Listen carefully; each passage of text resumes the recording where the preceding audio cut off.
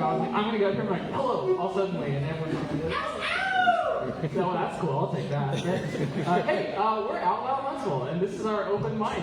We do this once a month. Yeah. Good news. Yeah. You guys have been here before. Megan's you know what you're doing. This is going to be great. So, we have a 15-spot open mic today. I see that a couple of people have added in extra spots there. If you've added in extra spots, I'm so sorry, but we are limited to 15. But that's just encouragement to get here early next week. So sign-ups always start at 6 o'clock. And, hopefully if you're a little bit late on here, you hear some amazing inspiration, and then you go home and you're like, I'm going to make those poems even better. And then next time it's going to be, oh God, I've already been talking too long. Anyway, so yeah, we're going to get the first reader up here. The first reader is Lucas Copeland.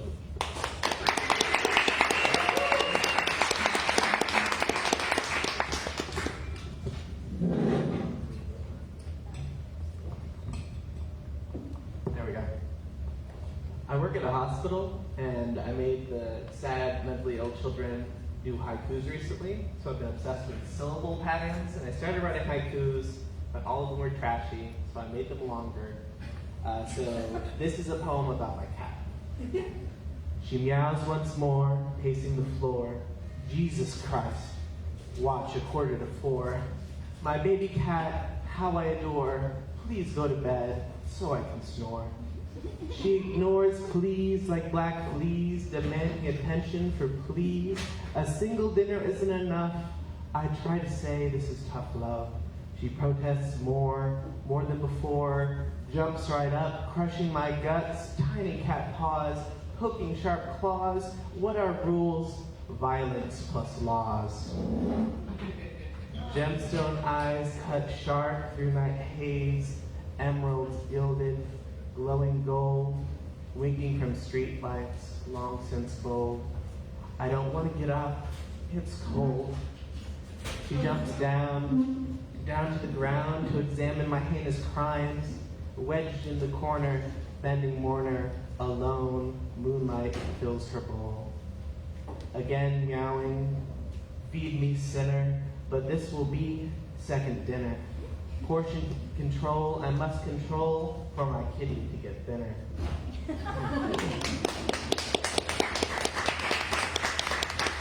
So moving on from haikus, I decided to attempt a sonnet, but iambic pentameter is too difficult. So this is sort of a sonnet, and it's a sonnet for hot moms in your area. Divorce, the profoundest of tragedy, love burnt bright, forged fire, live from Ovaria.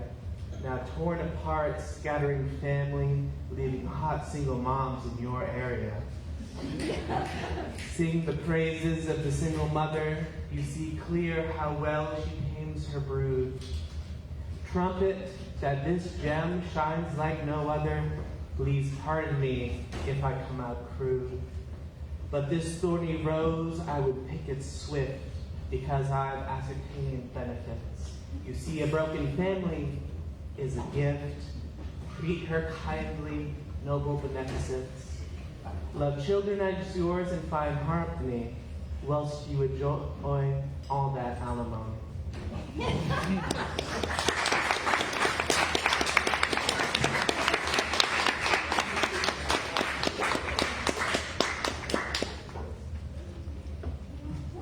Thanks, Lucas.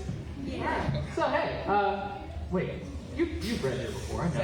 Second time. Was it last time or was it your first time? A while back, I think. Dang, man. Because I wasn't here last month, so like, every time I'm like, have I seen something? I'm always hoping it's the time that I missed so that I don't look like a fool. Well, here I am. And if you are nervous about embarrassing yourself in front of other people, don't be, because this is like a super supportive crowd. Like, you guys are really nice. But I get it. Some people are really shy, and you're like really hesitant, and this can be like a really big step for a lot of people. So just to let you know, we live stream all of these on Facebook. There's a little camera right here. So that means if you want to watch yourself read afterwards, but oh yeah, that's so great. Or if you want to see someone else again, you can check that later on. However, if you're like, I don't want to be live streamed on the internet doing this, that's too much, just tap me on the shoulder before you go up, or like tell us to cut it. right up here, and we'll cut it while you're reading. And then you can read in the privacy of a room full of strangers. Okay, so your second reader for tonight is Kimberly.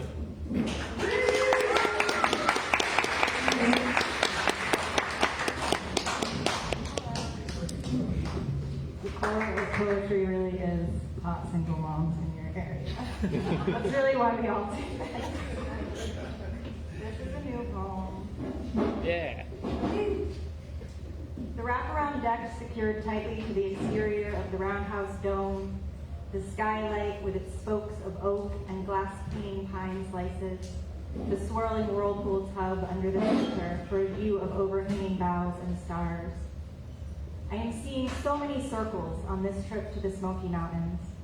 The spiraling ramp around the observatory tower to Klingman's Dome, the severe switchbacks rounding the mountain peaks, the straw swirling the ice around the inside of my melting cold brew. I used to love seeing these circles, marked the moon phases forever on my skin as an ode to the cyclical nature of things, how what once felt good can come back around to greet you if you just keep pushing onward. But sometimes it starts to feel like you're just wearing a rut into the earth beneath you. The last time I was here, 6 years ago, I accepted a simple circle, a ring offered honest and timid, and try as I might, despite the resizing, recalibrating, it eventually fell off, for good. I have now been longer without that ring than with it. I wear another round of rut into the earth. Since I have only let the round sound of love leave my lips to one, but eventually they left too. Another round worn into the earth. Another friend dies an avoidable death. My dog limps with age. I take calls from friends who can't put bottles down. Another circle, another cycle. In all this looping lately, I guess I've spent too much time just looking down at my feet. Sitting on the porch swing with a notebook, I push myself into the noticing. Yes, the old choruses repeat. Life and death, love and loss, abundance and lack. Circuits we continue to complete again and again, though the currents of our lives continue onward to new connections, new elevations, new surroundings. Some cycles are inevitable, but what becomes new is how we approach them. The rain this week has made the creek's current into a crescendo. It weaves itself around rocks to wear them smooth. Later, the sun will crest and pull that water back into the sky, each droplet dancing upward.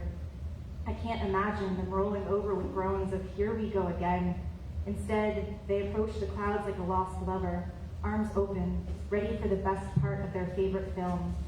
Looking back along my own winding rut, I can see the life it has weaved through.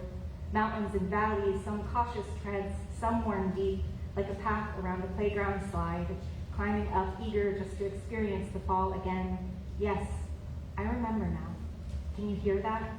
The sound of a love calling you back to bed, or the sound of a parent saying that they're proud, or the song that you sing when you're alone and you feel like dancing, or friends wishing you a happy birthday, celebrating another rotation around this sun, that sound, your favorite part. It's getting louder. It'll be here soon. Be ready. Try like you never failed. Remember everything.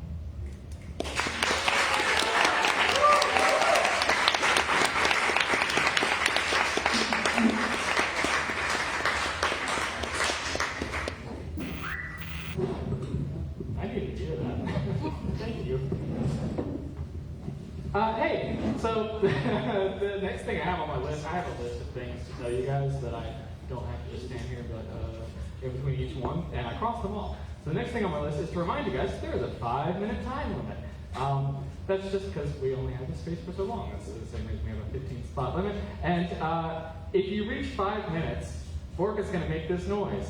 Wait, what? I was going to say that. He's going to wait, what? And that's just you to wrap it up. Okay, with that taken care of, crossed off the list. Your next reader is Grant.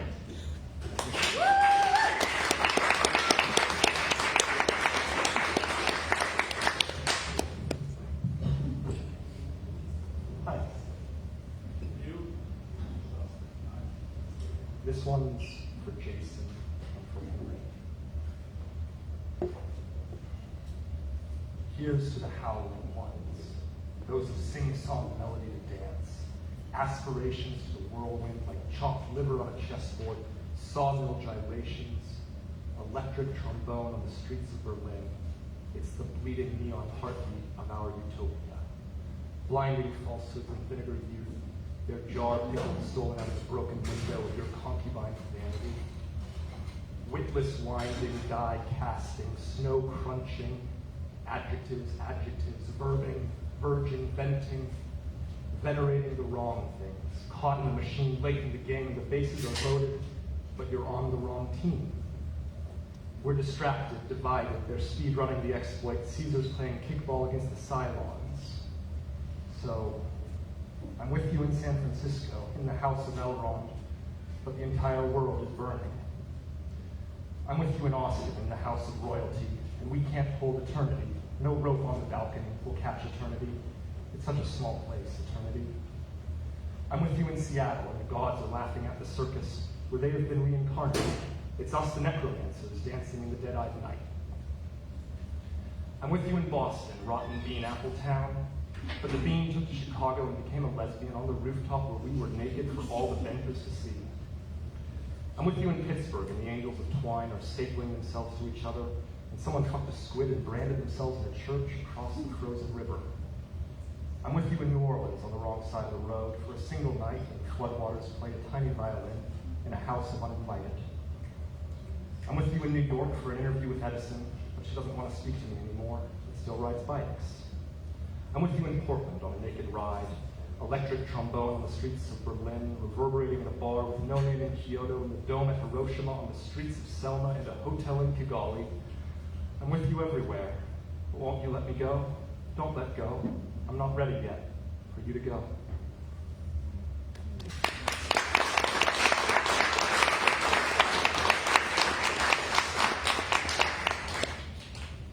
Azure thee be the depths of dying delight, mistress of the moontide, mysterious as the light. In hollow lanes and wicked brains come sunder in and there, somewhere, nowhere, anywhere, to be with thee and be in there. Love, truth, justice, falsehood, and piety, judgments of mortals, apoplectic, indignant, defiant, and dangerous. Those are the wonders of the noontime night. This last one I wrote a few years ago now.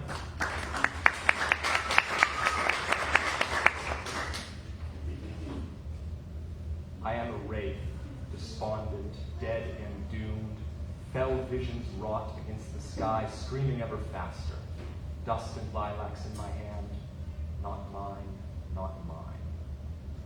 The forest dark and frozen hell below, bound tight around a spiraled husk of shell, escape, seek leave of day, cry out, repent, abandon all, not mine, not mine.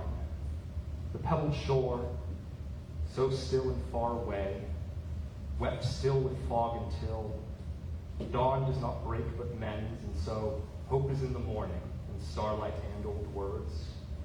Glass pillars to the sky, not mine, not mine.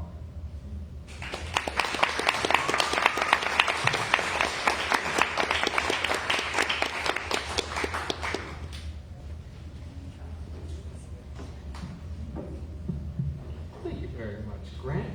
I mentioned we have this space for a little while. We rented it, and we do everyone. And one of the nice things about this space is you can get food in it. I see a few of you have figured that out already. So if you want the food, go tell Nick.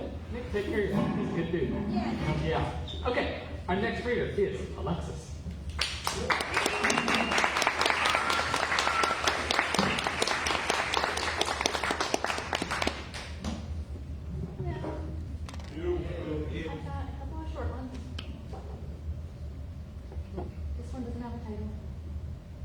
There was a storm, and where was I, and where am I? What are 5 things I can see and touch, and can I smell anything? Is it burnt? Is it almond? I was in his bed. I was full of buttered toast. A tree fell on the roof above your bed. A tree fell on a car. A tree fell, just missed the window. The power line sagged with grief. The cool air quit. The TV blipped. We were a blip in the night, and then the light went out, and now it's back.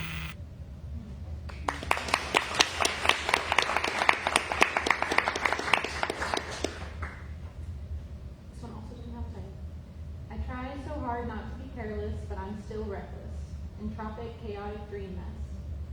Compassion is the antithesis to careless. Am I just reckless, or do I care less? Less than I used to. Once upon a time, I wasn't thoughtless, and full of thought, I acted less. So is it better to remain still and be thought harmful than to act and remove all doubt? We raise an upper hand as humility fades out. Is careful always fearful? Is gentle always fragile too? Faulted for sentimental and crucified for accidental?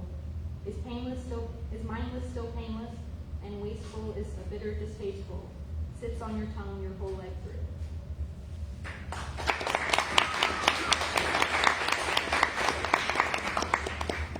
Last one. In 11 years, I may have gone around the same circle 11 different ways. Introspection, ultimatums, and defeat. I wrap something up so that it can be unwrapped carefully. I hide to be discovered meaningfully. I lie to be found out painfully. I break to become more dense and close-minded, not to let the stray heartstrings in. And I exist so that I won't someday, peacefully, because existence is uncomfortable and no one knows what to do with it. Introspectum, ultimatums, and defeat. Circles come flowing out of the closet, crushing me in progress.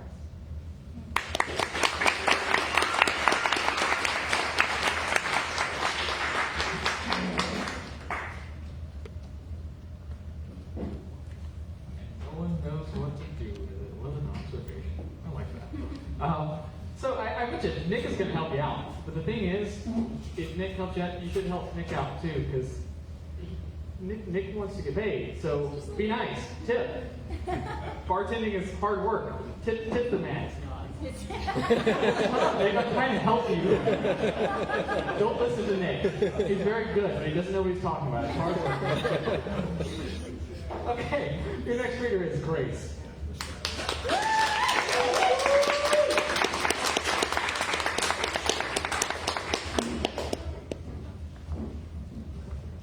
Hello.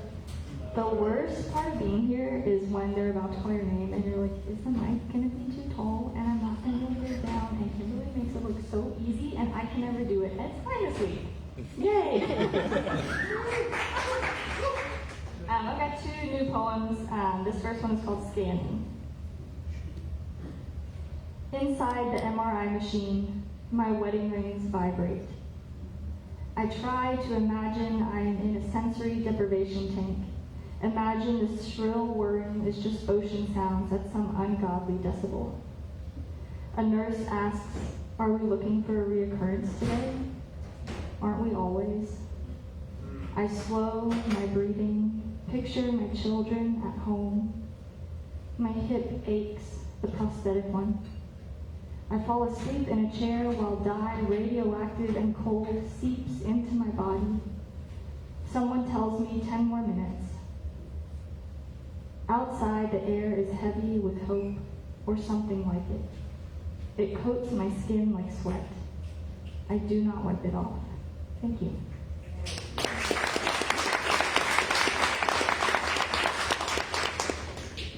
This is called The End of Something You Thought Would Last a Little Longer. You make a friend. And how? Make as in you compel them? As in there is no choice? Something softer maybe. Make as in some beautiful creation, as in someone hands you yarn or needle and thread and you make something to keep you warm, to fill your belly. You lose a friend. Misplaced somehow? You have looked everywhere and cannot find them. Have you checked the fridge?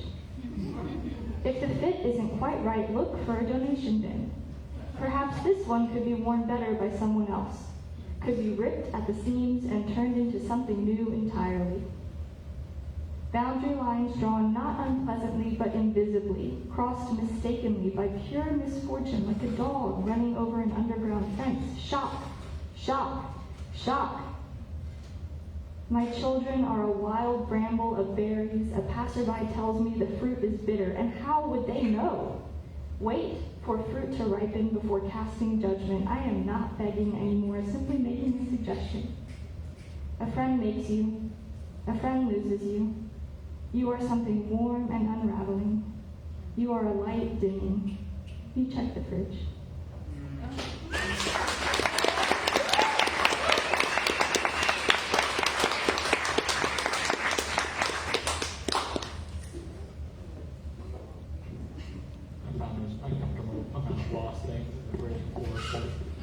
said that. Yeah. It's always in the fridge. Wow. Okay, yeah. Hey, the thing I'm supposed to be doing. Another thing that can happen while you're here is merch. We got it. It's in that card there. In fact, you signed up on it. If you signed up, this is one of our little notebooks. It's got pages in it. Yeah, this wasn't a big deal. It's got pages in it that you can fill up with your poems or whatever else. Like a list of things that you should mention if you ever happen to be in a position where you're like filling in space between other people on the open mic. We got other things in there too, but I have a list of things and I need to fill up. So I'm going to talk to you about some of those after the next reader, who is Kim Remus.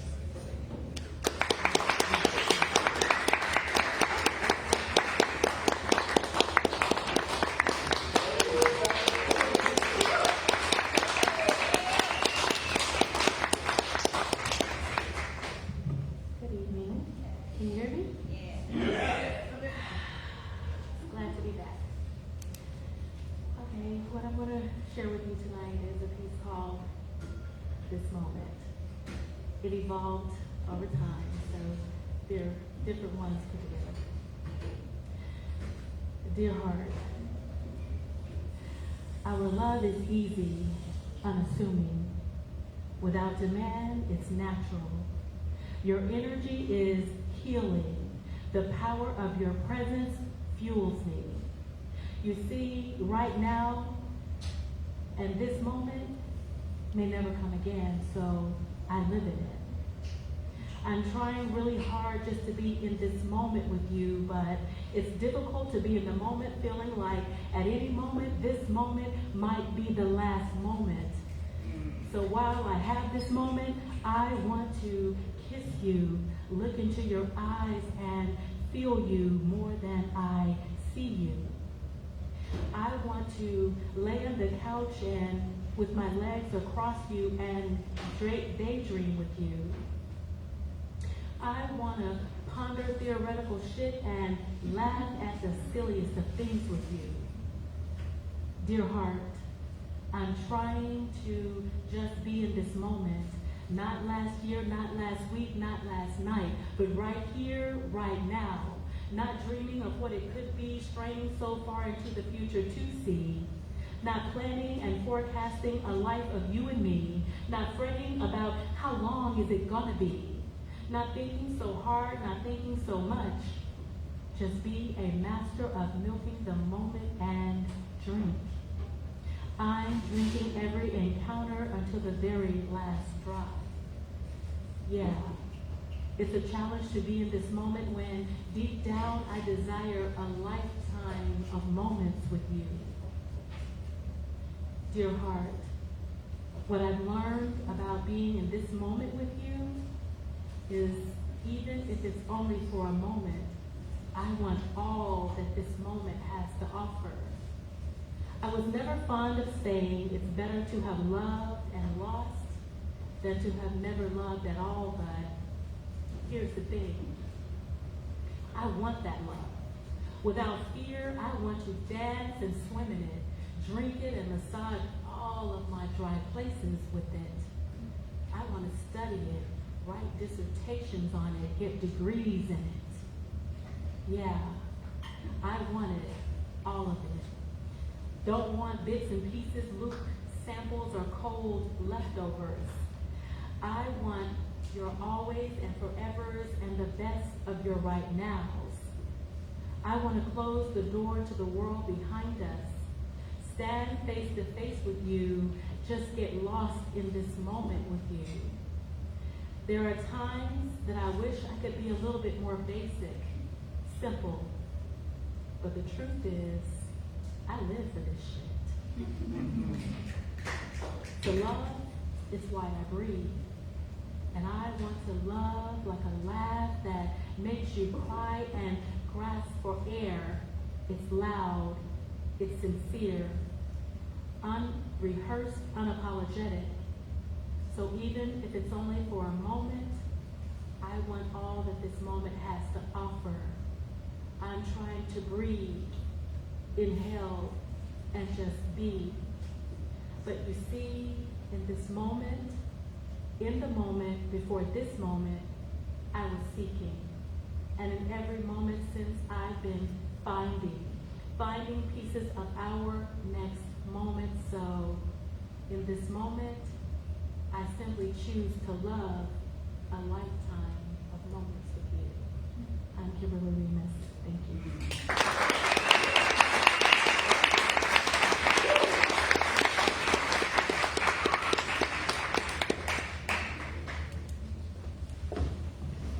Thank you, Kimberly. I don't know why I'm like trying to adjust it right here. It came up and used exactly where I had it. Don't worry about that. Hey, so one of the things in the cart that I mentioned that we have right here is anthologies. So a lot of the wonderful poets you've heard already tonight are in our anthology. Every year we put out an anthology, and if you read at an Out Loud agency event, you can get your poem published in our anthology, which is a really cool thing because it gets printed and people can buy it and look at it and be like, oh, and you can show your friends and your family, like, look, I did a thing, it's really cool. So yeah, take a look at it. We got some from several years in there. We've been doing this for a little while now. Okay, your next reader is Max.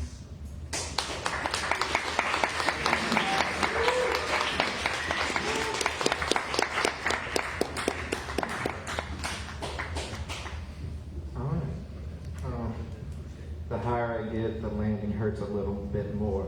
I've been here before, but when I hit the ground the first time, I was a different person. So all in all, have I ever really been here then?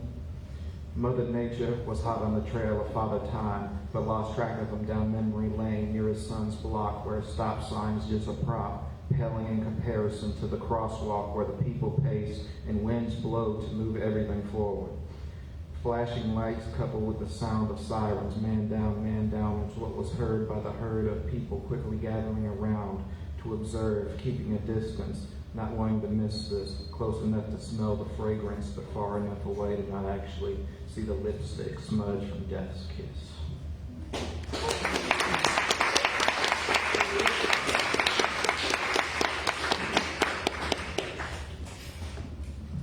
Thank you, Max. Max knows about the anthology. He's in it. And you can be too, as I mentioned. So in fact, next month, our anthology submissions open up. So you'll have a little while where if you read anything at all in this year, you can submit to it. And if you're here just checking it out, or like you've been watching 3 times and you're like working up the courage to get up here, well, in the next few months, you can submit the anthology and you can be in it. So if you didn't read today, come prepared next month. Okay, your next reader is Chase.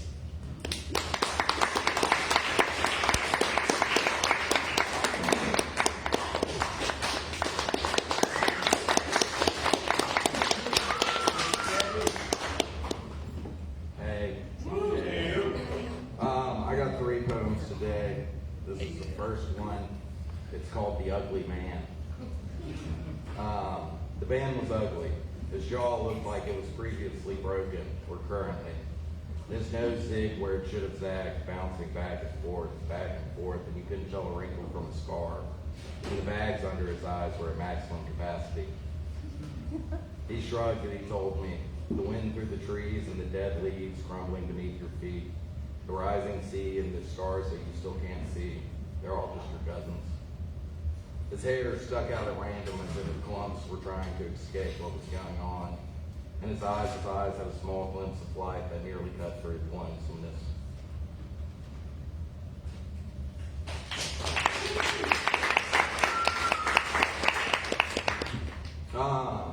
This one's called Death of a Drunk.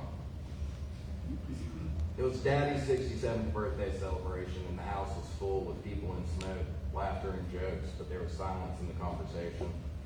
Daddy himself, he was in rare form, instituting his cool hand flute, pointing with one hand, the other a drink. He spun and he laughed and he winked, and he was never one to miss the chance to perform. Mother watched him play coy, shy, she never batted an eye, but for every bullshit story he told that she'd heard since she was 22 years old, in spite of herself, she'd still smile. Guests began to make their exit, and she tried to get him to stay, and he'd hug him around the neck and say he loves him to death, and his face was melting like clay.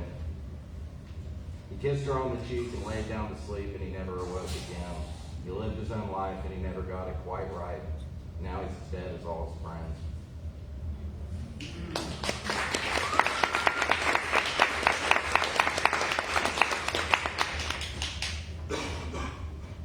This one I entitled Yeah, life. I don't know why I did that.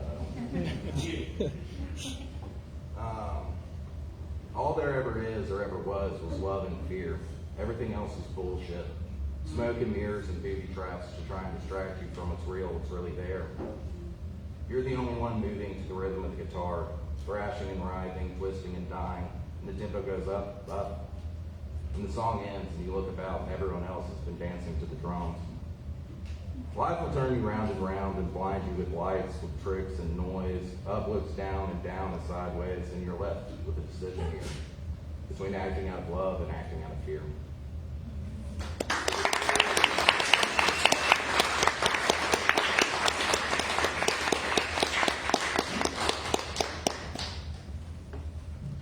Cool hand blue. What a cinematic masterpiece. I haven't seen the movie in a long time. Chase, was it your first time reading with us? It was.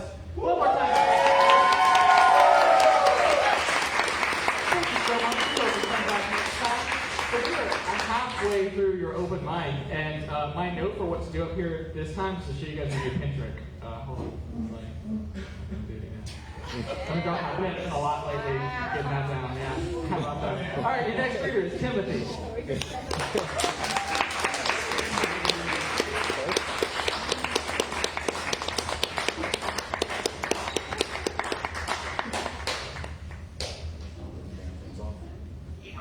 Hi, it's been a while. So this is going to take every bit of 5 minutes, like right on dot. A few weeks ago, a friend of mine that I just started learning about asked me what's my story. This was probably around 5 in the morning after a 12-hour shift that had come from, so I was depleted. But I realized last night this is nearly the first 42 years summation of my life. So here we go. And this will be tough, sorry. What's my story? 42-year-old white divorced male, no children, medical history of depression disorders, anxiety, along with recent discoveries of OCD and ADHD tendencies. Former illicit drug user over the course of nearly 3 decades of life, which patient used to self-medicate from aforementioned conditions, but like others eventually was consumed. Survivor of childhood sexual and emotional traumas with an emphasis on anxious abandonment and trust issues. Patient believes they have never been worthy of love, time, or investment from others, causing anxious attachment triggers, resulting in pushing away everyone who ever got close to them. Patient has acute memory sense, which adversely affects bodily and mental regulations, causing anxiety episodes and panic attacks, though over the last year, those have slowly subsided. Raised by both parents in a semi-religious home where patient never actually accepted any belief system of religion, though eventually at the age of 30 became baptized, and now 13 years later has questioned not only if God has a plan for him, but rather if God actually exists. Patient exhibits traits of brilliance, foresight, high intelligence, and intellect, but constantly doubts their abilities, believing they have always just gotten lucky or somehow figured things out on accident. Decades-long history of body dysphoria, with patient tipping scales for the majority of teen adult life at 275 plus pound mark, currently 200 pounds. Struggles with imagery and feelings of being hideous and attractive in front of the opposite sex, especially in the chest area where a family rundown of male bloodline shows its bringing forth anxiety and sexual performance issues from years of self-loathing, contributing to crippling addictions to pornography and certain types of fetishism, which has taken years to battle just to keep at bay. Patient has struggled in the past with history of being bullied by friends and some family members about sexual identity and orientation, resulting in patient having questioned what or who they genuinely had affections for. Exhibits traits of perfectionism and people pleasing, mostly due to said childhood traumas that were, until recently, had never been addressed. Patient does believe that they have some good traits in them, that they are a good listener, and sometimes someone who is trusted by others to be honest and forthright regarding any internal or external situations. Patient also believes that they help others to find that which they themselves are incapable of grasping, specifically thoughts of hope, peace, and finding love, which patient thinks with a sense of irony are the 3 things that he lacks the most. In spare time, patient has found new forms of therapy for relaxation and numbing, which includes painting, reading, writing, drawing, open mic nights. Shows a precision grasp of language, inflection, tone, and comprehension, and has found that they are well suited to storytelling, but is too scared to pursue any career in that field. Patient tends to overshare in many ways, for fear of being misunderstood or exposed as impossible. Struggles with feelings of worth and worthiness, along with bouts of retreat from those in his life, and he believes that he is, quote, screwed up again and wishes to save those around him from being dragged down by his own wallowing in self-pity. Patient has been told numerous times that he is simultaneously the hardest and the most hardest critic and most negative speaker over himself that they have ever encountered, and this only further serves to make them wonder what the point of all this is, yet also knows that people too numerous to name has said he has been one of the most unique, genuine, and special people they have ever met. Patient recounts several stories and encounters over the years of friends, family, and strangers who all at some point, specifically and openly informed Patient that because of him, their lives were made more fulfilling and better. One of Patient's biggest fears is watching all of his family and friends die as he advances well into old age, suffering even more so about the choices he once knew that he should have made, but only was too cowardly to do so. Ultimately culminating in Patient having amnesia in elderly years. This terrifies Patient as he believes how horrific it would be to live such a life of pain and lonely, melancholy sadness, only to have those memories ripped from his mind, leaving him in a convalescent home, unable to recognize or find anyone who ever has been a part of his life. Patient is heartbroken and still grieving over lost relationship opportunities, knowing his self-deprecating spiral of pity and resentment, and believing anything would be better than loving him would be welcomed by all former patients, which was in fact what made many of them leave. Patient is still trying to figure out his purpose in life, along with whether or not Patient will always feel like this forever. Even after the significant advances in progress Patient has made in sessions over the last 6 years. Patient is, at this moment, to use a scientific term, so fantastically, so goddamn volumetrically far beyond where they used to see themselves, that all points mentioned above in Patient's mind are leaps and bounds from where they used to live their life. Yet what I've said here is still deep down inside the most pressing feeling Patient encounters on an everyday basis, and he is beginning to question why. Has one dog named Hannah, who is found on the side of the road as a puppy, currently 9 years old and is not with cancer. Patient immediately goes into anxiety mode when thinking about the day that he will have to sit and end Hannah's life, and Patient carries that heartache on a regular basis. Lastly, Patient also claims that orange Skittles are his favorite, but sometimes admits from time to time that he loves green Skittles more. And it's another report.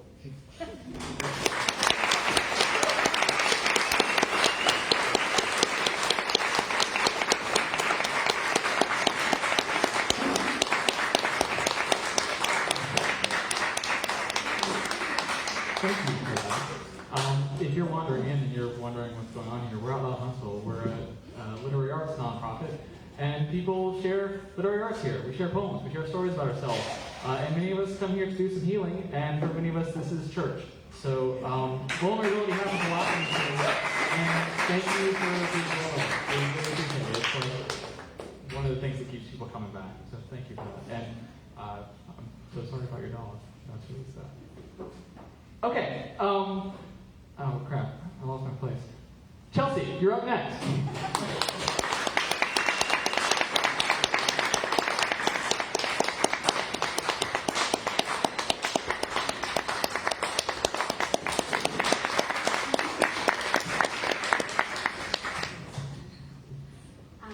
So in class we're studying modernism, and kind of this is no assignment, but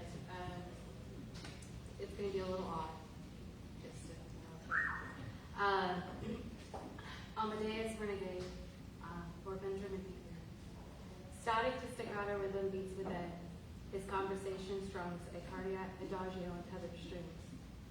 A concerto of white noise and a soulful capriccio. You will be with me at lifetime's end as literary figures become cultural landmarks, our love well outs the past. As we laugh at the past, pen outsiders on the outskirts of literary posh circles.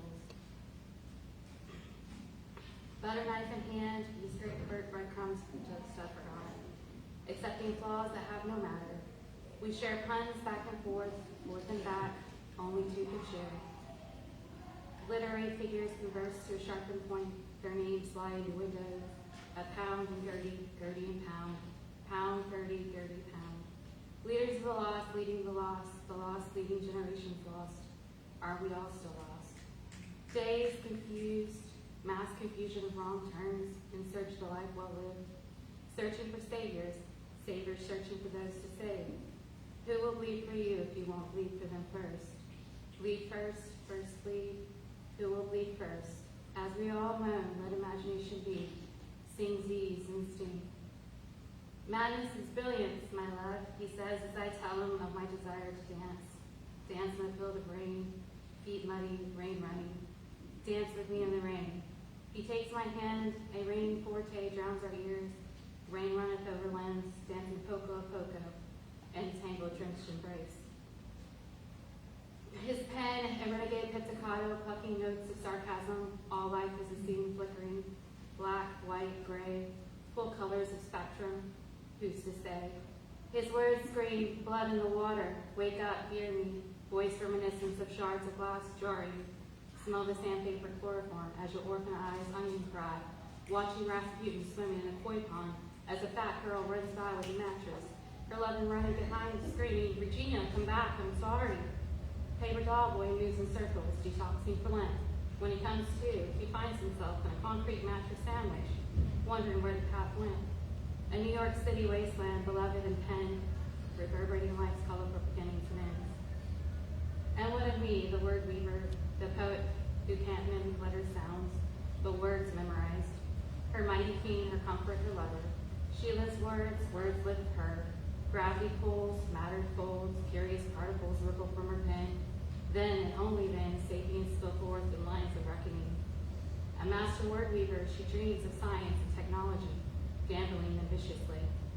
Melody and harmony blend and bend, weaving two souls together through the end. You and me will be each other's history, present and future, as our pens curve, bend, dot, and weave. What our eyes see, our souls feel, and the shouting that lies surface deep. Instead of burying, we pen weave.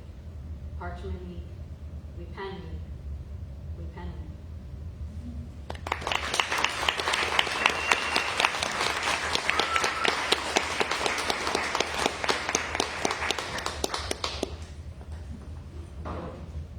Thank you, Chelsea. Now I'm going to go back to telling you about things that I need to tell you about, like that you could become a member. If you like doing out loud stuff, there's more stuff than what happens in this room. You can get a membership. And if you're a member, we have quarterly hangouts. We do 2 workshops a year. We have a Discord server that you can like chat with other people and like share your work and edit each other's stuff.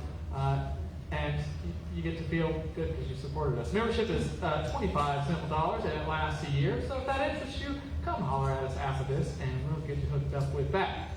Our next reader is Alexandra.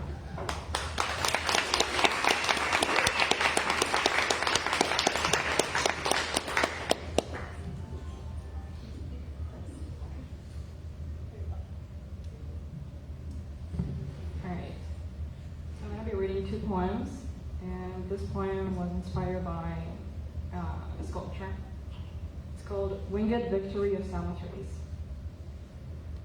Sweet victory, O siren at the bow of the agency, where is it that you so desperately stride, spread winged, when your feet are tied to the precipice? You hear all the comings of the sea, the sailors' whispers swept of their sails to your ears, the whistle of the wind, and yet the eyes deceive you. What is the sky and the sea but a mirage, and the color is but a color of the sea? Beauty is the sound of the thunderous cry of the tide against your isle. What wouldn't you do to bathe up your marbled eyes with your blessed oils, and leave us mortals petrified? And yet, we smear the sickly fruit of the ripened peach against our nude bodies, and pray at your sculpted feet that you may outlive us all.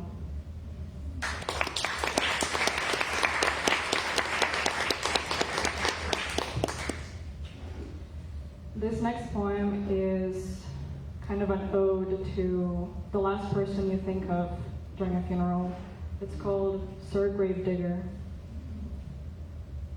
Listen, and listen closer to the howling of the gates. Don't mistake the grinding of steel in deep-set winter for the hellmouth. It too heads the gales in graven yowls. It who waits, apathetic to our season of time, for the muse to weep and wonder through buried memories, always finds them back to the meddler of faith. Only I stand ankle-deep in the snow, holding close onto last autumn soil, waiting for your verse to begin, so mine may find its end by first break. Don't soul, Sir Gravedigger, under the silver tree, for the path never forks when our friend awaits for the silence to come. It has seen our end and far more. In the meantime, silent soldier, you'll set away, shovel over shoulder, but to swear to me on this cold night, don't let us mourners leave, for dreamers we become at thy doors.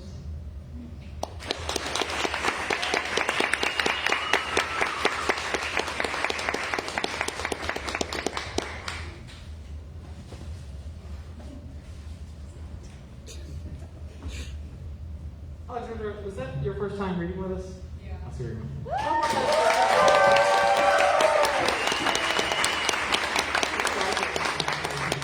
makes us feel good. So one more thing you can get if you become a member of HSB. You get this nice travel mug. It's got a lid. I chose the membership gift because I was like, I'm gonna get something that I would want, and it's made of metal, so you don't have to worry about like getting like microplastics in your drink or anything. Like, have hot stuff in there. So yeah, another thing you get for being a member. Let's see here. Who do we have next? Boyana.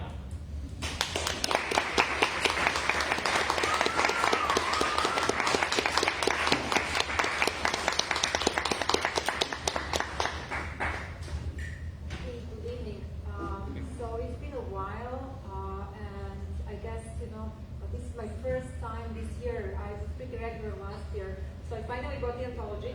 So thank you guys for publishing our poems. Really appreciate that.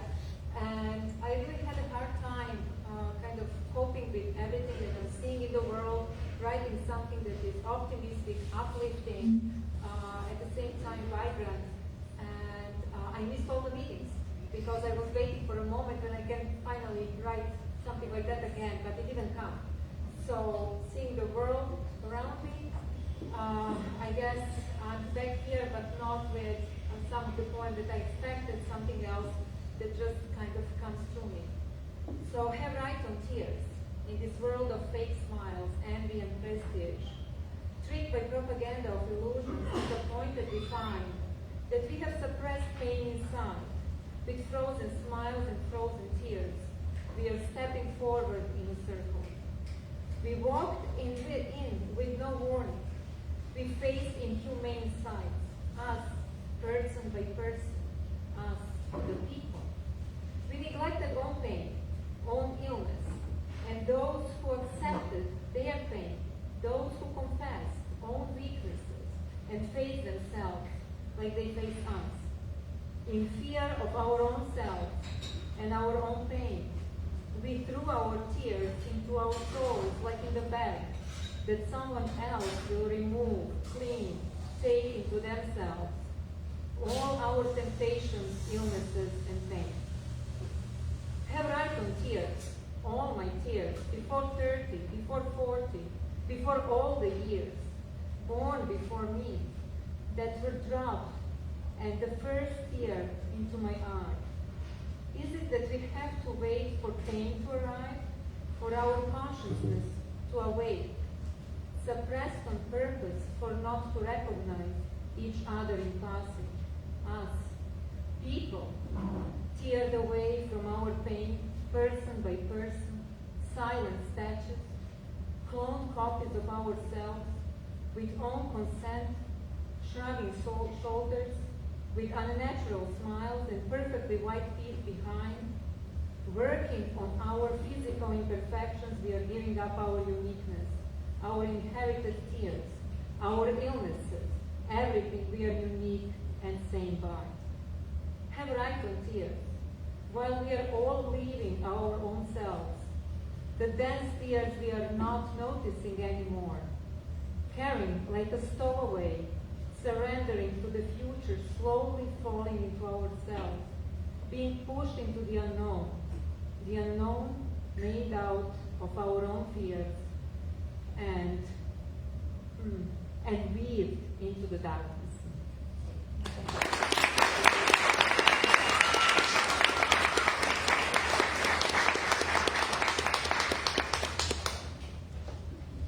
Thank you, Boyana. We're glad you're back. Good to see you again. Okay, so I mentioned, like every time I do this, I'm like, here are all the ways you can spend your money, and like you're not trying to hold on to your money like all the rest of us. But if you come here, you get some food or drink, you give Nick a tip, you buy a little bit of merch, you become a member, and you're like, wow, I still have so much more money. What can I do to get rid of this? We accept donations. We're a nonprofit, so we don't take money. There's a tin over there with some geese on it. You can feed those geese $1 or a quarter or whatever you got. And also on our website here, we accept donations very digitally. So, you're just overflowing with generosity or money, one or the other. Well, if you're not overflowing with money, but you're overflowing with generosity and you need that money, don't tip us. This is not the Sam McCall show. Your next speaker is Lona. No, it's not. I'm sorry. It's Maya.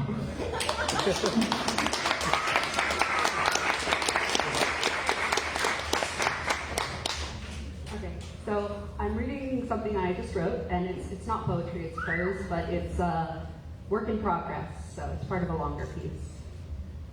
Helen Bird's house was a small clapboard bungalow, the front porch overgrown with jasmine and blue morning glories. Her bedroom adjoined the front porch.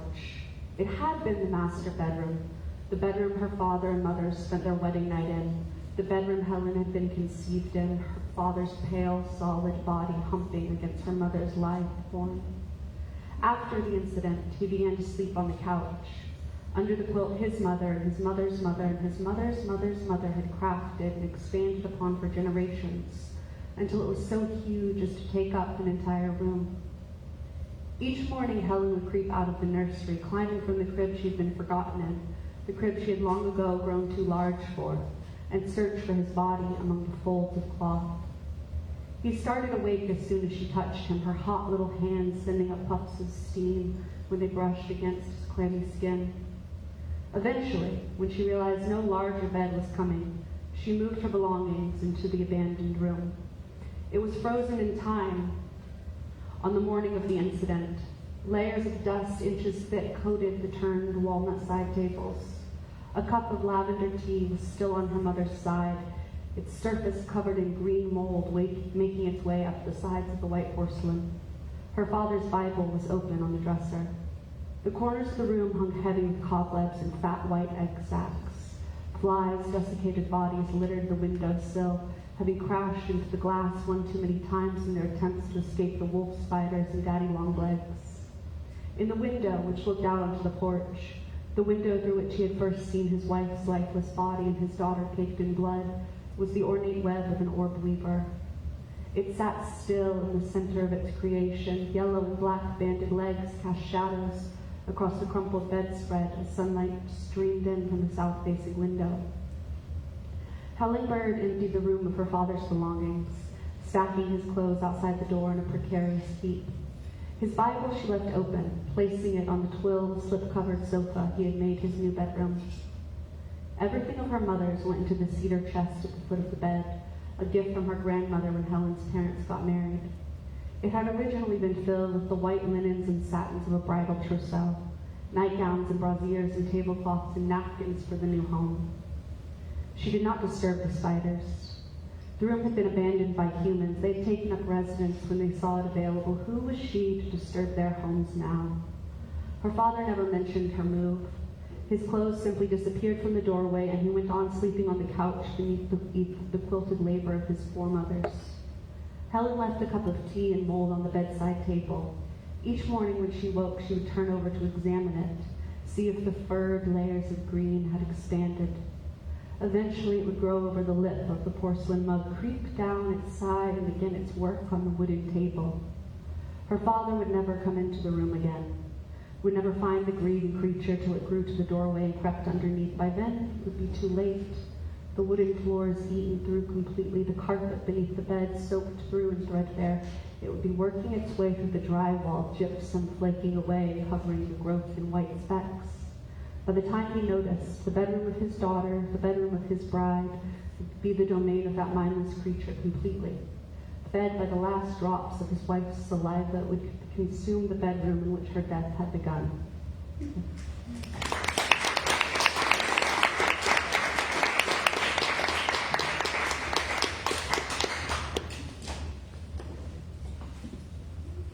Maya, you always have such a nice enunciation. Thank you. I don't know if everyone appreciates that. My note here just says catchphrase, and I thought I would have come up by now, but I didn't. So, catchphrase. Your next reading. Thanks, Mario. Keep me in check. I need that. Your next reading is Lona. Sorry about the little mess up.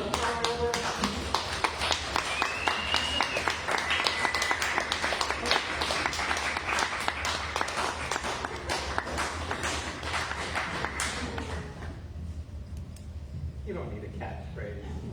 You are a catchphrase. So it's probably the last time I'm going to read this here, because like October we'll be on vacation, November I'll be preparing for a surgery. I'm going to lose my gonads.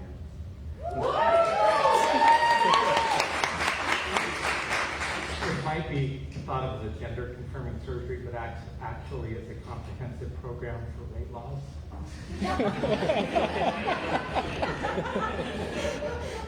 Last time I'll tell the joke, Carly, I promise. I'm going to do 3 poems. Last one is a bit about perspectives after suicide. I don't want to trigger anyone. It's not really explicit or anything.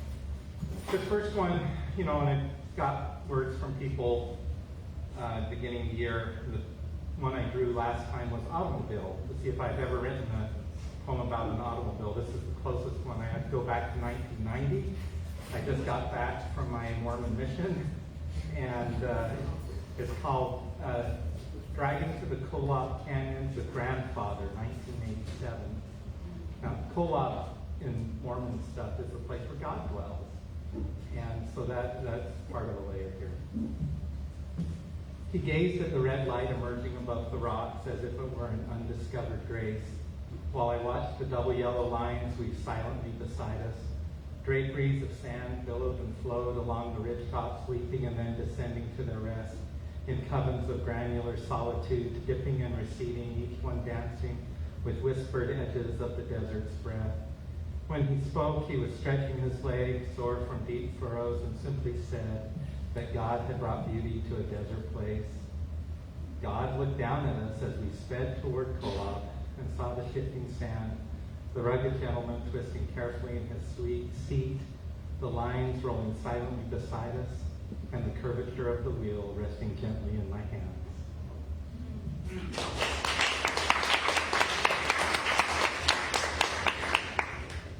Wrote this one today. It's a quadrille, 44 words, an assigned word. My mom gave me the word. It was thanks. And the title is Memories of a Mother Who is Losing Her Memory. For grim tales, random laughs, asking the cop if the light was bright red. You only scared me once, and still no spiders have feelings too. Every time you meet Carly, you're happy to meet her. Your faith counts less than your love. Thanks, Mom.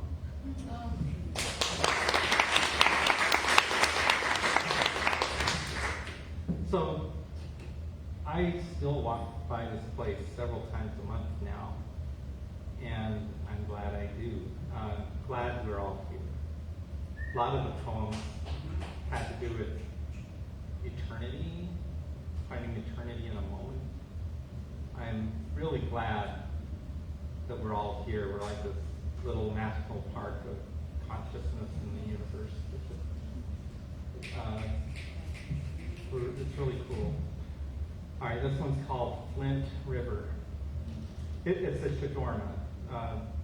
First poet was playing with syllables.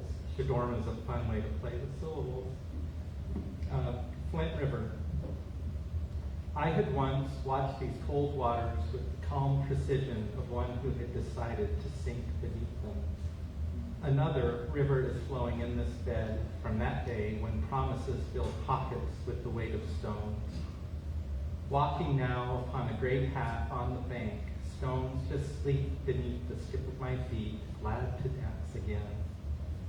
Each river empties to the sea, sifting rocks to soft silt, lining dark floors of the world with cold remembrance. This earth flows underneath us all and swallows each of us. Kiss its mouth when it holds you, but dance until then.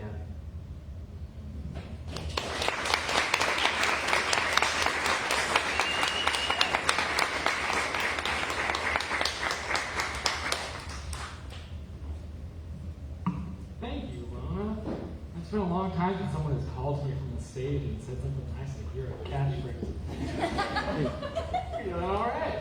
Okay, we have one more reader for you. This is the very end of our open mic. Your last reader is Lucas Samuel.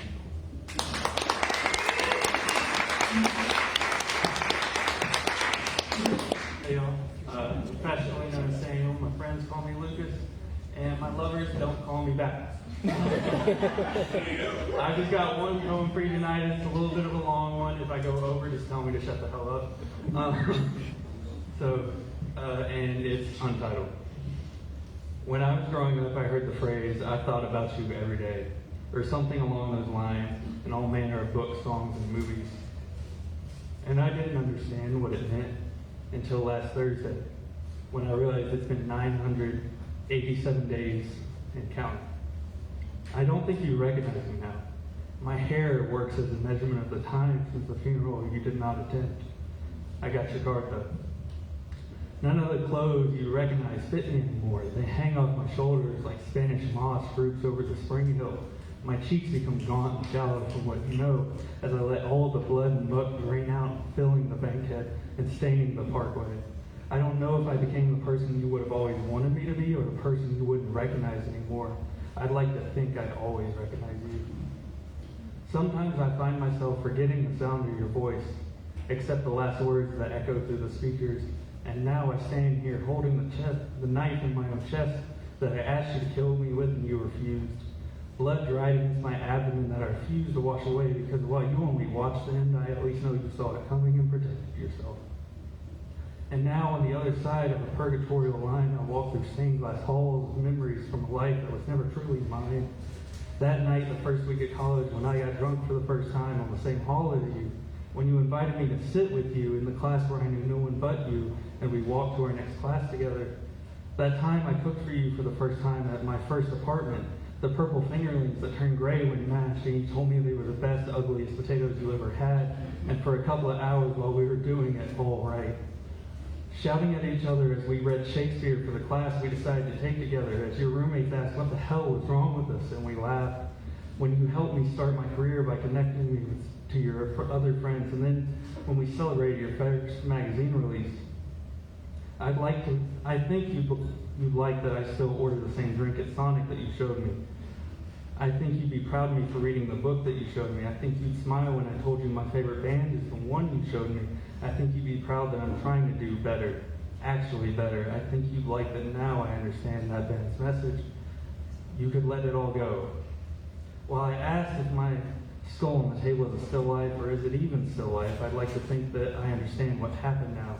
Why this short story is a poem that I can't seem to let in because I can't remember the good times without remembering the pain of when they ended. And the pain is the only thing left to hold on to because it's the only thing left that I can still feel every morning. But 172 days later, after my first funeral you didn't attend, that band you showed me started saving my life. Of course it did. I used to think if I ever saw you again, I'd have 50,000 things to say to you, shout at you, like a sweaty-toothed madman. I love you, I hate you, I miss you. Why? I take it all back. I hope you get everything you ever wanted, and I hope I never hear anything about it. I loved you. Now I realize there are only 4 more words I need to share with you. Thank you, and I'm sorry.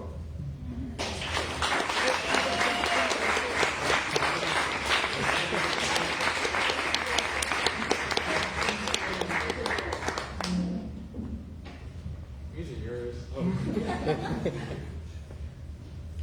Thank you, Lucas. I heard that last month was your first time here? Yeah. Okay, well, I wasn't here last month, so I'm going to do this. You got to preview this. Well, that's it for our open mic. Thank you guys so much for coming. We really love seeing everybody here. It's a real full night tonight. And if you didn't get to read, I'm sorry, but we hope you'll come back and read next time. We're here the 3rd Sunday of every month. So come say hey, come listen, come share some words, do the things, and come chat with us afterwards. We're friendly. Good night.